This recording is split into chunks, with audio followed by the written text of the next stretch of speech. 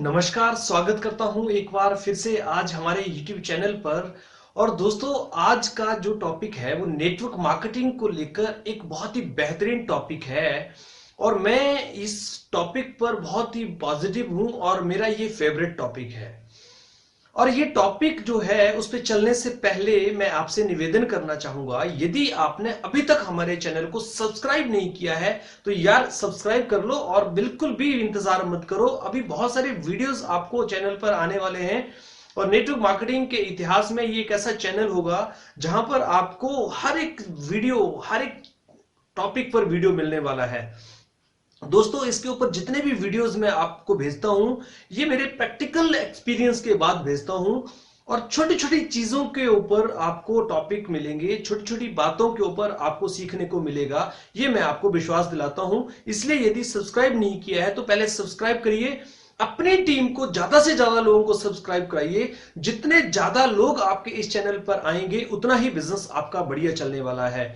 और दोस्तों, इसके साथ साथ में बेल आइकन भी जरूर दबाया करें ताकि सभी वीडियोस के नोटिफिकेशन आपको समय पर मिलते रहें और आप और हम मिलकर सीखते रहें। तो चलिए आज कुछ नया सीखते हैं, बात करते हैं नेटवर्क मार्केटिंग को लेकर। और जिस टॉपिक पर मैं आज आपसे बात करने जा रहा हूं उसका विषय है बुद्धि लगाना। जी हां दोस्तों, नेटवर्क मार्केटिंग में अगर कोई व्यक्ति बुद्धि लगाता है, दिमाग लगाता है, तो उसको सफल होना मुश्किल ही नहीं नामुमकिन हो जाएगा। इसके पीछे जो कारण है वो आज हम इस वीडियो में चर्चा करेंगे और क्या क्या ऐसे कारण हैं जिनकी वजह से आपको आज इस वीडियो को देखना चाहिए। दोस्तों, इतिहास गवाह है, जिन जिन लोगों ने दुनिया में बुद्धि लगाई है उन लोगों का विनाश हुआ है। आप यकीन नहीं करेंगे जब तक आपके सामने फैक्ट्स नहीं आएंगे।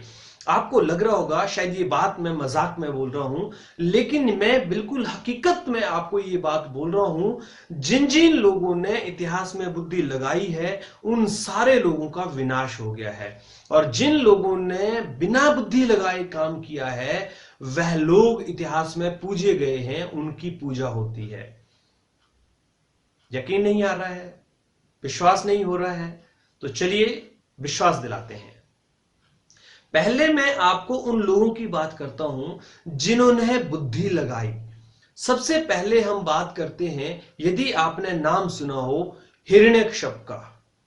हिरण्यकश्यप ने अपने वरदान में बुद्धि लगाई और उन्होंने भगवान से वरदान मांगा कि मैं न दिन में मरूं न रात में मरूं, न सुबह मरूं न शाम को मरूं, न आसमान में मरूं न पाताल में मरूं, न धरती पे मरूं न आकाश में मरूं, न अंदर मरूं न बाहर मरूं, न अस्त्र से मरूं न शस्त्र से मरूं। वो जितनी टेक्निक लगा सकता था, जितनी बुद्धि लगा सकता था अपने आप को बनाने के लिए, अपने आप को बचाने के लिए, वो सारे मापदंड उसने अपनाए। कोई भी ऐसा चीज उसने नहीं छोड़ा। यहां तक कि उसने यहां तक मांग लिया कि ना मनुष्य से मरूं ना पशु से मरूं। अर्थात उसने कोई भी ऐसा रास्ता नहीं छोड़ा जहां पर उसको कोई मार सकता था। किंतु दोस्तों, जब भगवान विष्णु ने उसको मारा तो उन्होंने उसको आसमान के बीच में मारा, हवा के बीच में मारा, न आसमान पर मारा न जमीन पर मारा। इसलिए उसको अपने घुटनों पर रख के मारा। ना मनुष्य मार सके, ना जानवर मार सके, पशु मार सके। उन्होंने नरसिंह अवतार लिया जिसमें आधा शेर का मुख लगाया और आधा मनुष्य का शरीर लगाया। ना बाहर मर सकूं ना अंदर मर सकूं, उन्होंने बीच दरवाजे के उसको पकड़ के मारा। ना अस्त्र से मर सकूं ना शस्त्र से मर सकूं, उन्होंने नाखूनों से उसको चीरा। तो दोस्तों, जितनी ज्यादा बुद्धि वो लगा सकता था उतनी बुद्धि लगाने के बावजूद भी उसका अंत हुआ। दूसरा उदाहरण मैं आपको देना चाहूंगा दुर्योधन का। श्री कृष्ण भगवान से मिलने जब दुर्योधन पहुंचा तो श्री कृष्ण भगवान के सिर की तरफ दुर्योधन बैठ गया और श्री कृष्ण भगवान की आंखें खुली तो उन्होंने देखा कि अर्जुन पैरों की तरफ बैठा हुआ था। तो सीधा पैरों की तरफ देखा तो उन्होंने बोला, अर्जुन मांगो, तुम क्या मांगते हो। तो दुर्योधन ने यहां पर इंटरप्ट किया और कहा कि मैं पहले आया था, मुझे पहले दीजिए। श्री कृष्ण भगवान ने कहा कि तुम पहले मांग लो। जब दुर्योधन ने उनसे मांगा तो कृष्ण भगवान ने यहां पर ऑप्शन रखा कि एक तरफ मेरी पूरी नारायणी सेना मिलेगी, लड़ेगी, और दूसरी तरफ मैं अकेला रहूंगा, और दूसरी तरफ मैं अकेला होने के बावजूद भी लड़ाई नहीं करूंगा, मैं कोई शस्त्र नहीं उठाऊंगा, और मेरी नारायणी सेना और मेरे में से जिसको तू चाहता है वो ले ले। अब दुर्योधन ने यहां दिमाग लगाया। दुर्योधन ने सोचा श्री कृष्ण का मैं क्या करूंगा जब वो लड़ेगा ही नहीं।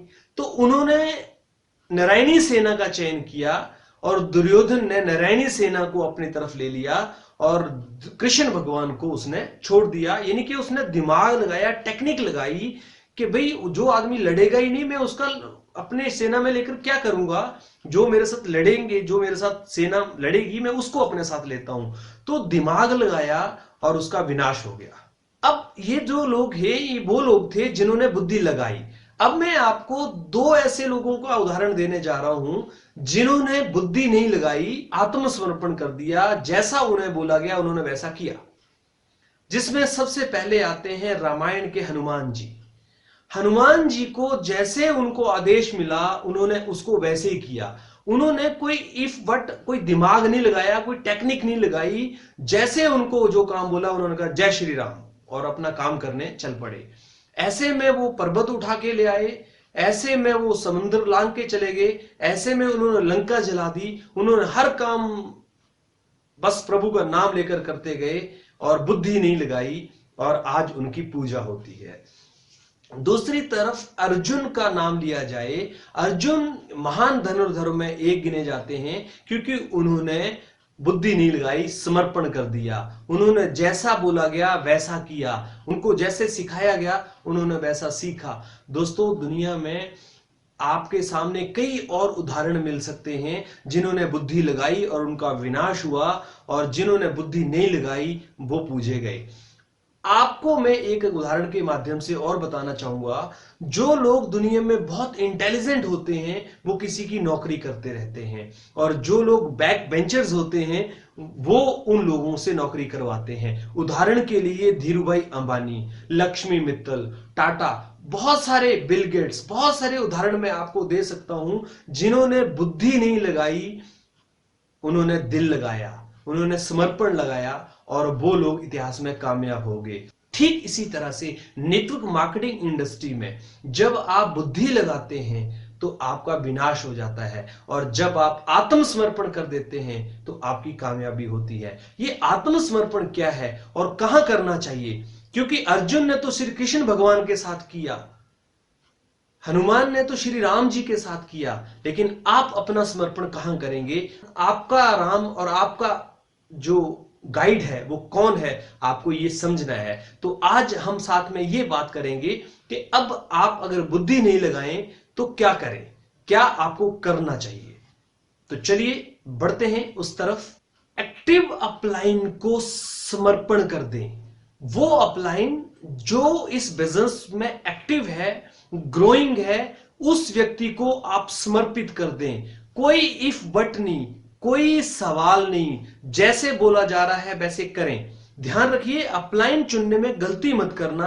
अपलाइन केवल वह नहीं है जिसने आपको ज्वाइन कराया है। हो सकता है ज्वाइन कराने वाला अब इस बिजनेस में ना हो, वो छोड़ के चला गया हो, या फिर वो नया हो, अभी बिजनेस के बारे में ज्यादा नहीं जानता हो। अपलाइन का अर्थ है जिसके पास नॉलेज है, जिसका विजन क्लियर है, जिसके गोल बड़े हैं, जिसके ड्रीम्स बड़े हैं। ऐसे अपलाइन को फॉलो करें और जैसे बताए वैसे करते चलें। किसी एक को अपना अपलाइन मान लें, किसी को अपना मार्गदर्शक मान लें। जिस मार्गदर्शक को आप मान लेंगे, चाहे वो किसी भी लेवल पर हो, इससे कोई फर्क नहीं पड़ता, वो केवल आपका अपलाइन होना चाहिए। अगर अपलाइन को आप एज इट इज फॉलो करेंगे तो आपको कामयाबी 100% मिलेगी, क्योंकि अपलाइन आपको कभी गलत सलाह नहीं दे सकता। नेटवर्क मार्केटिंग इंडस्ट्री के अंदर अगर आप अपलाइन को फॉलो करना शुरू कर दें तो आपकी कामयाबी 100% तय होती है। एक फॉर्मूला मैं आपको बताने जा रहा हूं, उस फॉर्मूला को आप अप्लाई करिए, और वो फॉर्मूला ये होता है कि अपलाइन इज ऑलवेज राइट।